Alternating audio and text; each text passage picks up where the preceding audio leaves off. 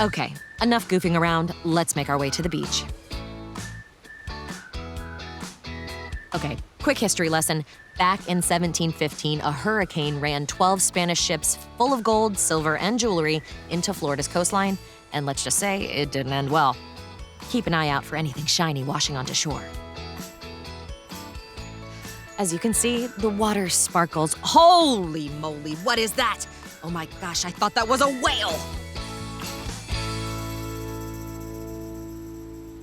Vero has 3 main public beaches, and today we're accessing South Beach Park.